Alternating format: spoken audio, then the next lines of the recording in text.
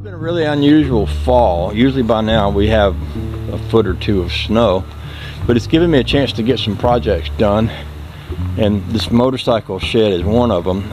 The other day I worked to get the door area completed. I'm going to finish the section above the edges of the doors, and then I'm going to make doors out of plywood. I have some plywood sitting over there behind the truck, and I'm going to make some doors and hinge them, and that'll be first thing on today's list. Cutworm put up a video where he had poured some concrete, and I think this would be an ideal area to have done in concrete, and it's something I have the skills to do. In fact, I've got a small concrete mixer, and you know, I could mix an area that small. I could mix up the concrete and do that, but it would take a while. I mean, it's you know, anytime you're mixing and pouring concrete, it takes a while.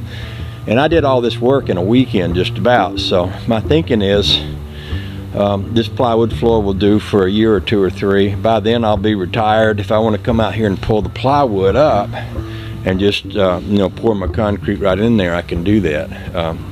You know, I know that plywood isn't it's probably okay for a floor, but you know, it won't last forever, not like concrete will. But it's something I can do later as far as pouring the concrete. So there's that, and there's this, and there's that. So I think it's still a little chilly, but I'm going to go ahead and get started back here, and I think it'd be good to start finishing up this door area, so that we can move on to something else. And the something else I want to do is probably put my studded snow tires on that truck right there.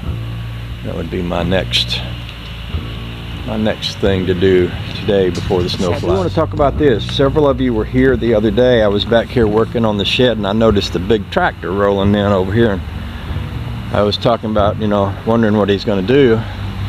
Well, to my surprise, what he did was he pushed the house down that used to stand over there. You may remember there was a great big white house over there, and when the house next to it exploded, it pushed it off its foundation. And you know, I was wondering how they're going to fix that. Apparently the way they're going to fix that is by pushing that house down, doing away with it completely. I don't know if they're going to rebuild the house there or just let it go. I heard someone saying that someone had bought that lot, or they thought someone might have bought that lot, and they were going to use it to keep equipment there. And I'm thinking, well, I wonder if the fellow that owned that house just sold it to them, and maybe they pushed the main part of the house down and left the barn part on the back, and maybe they're going to use that for equipment storage and not have a house. So I don't know. I haven't heard from in the community. That would have been an interesting video, but they pushed the house down while I was at work, so I didn't get a chance to see that. Boy, what a lovely day this is. It's so nice out here. Just lovely. Just lovely.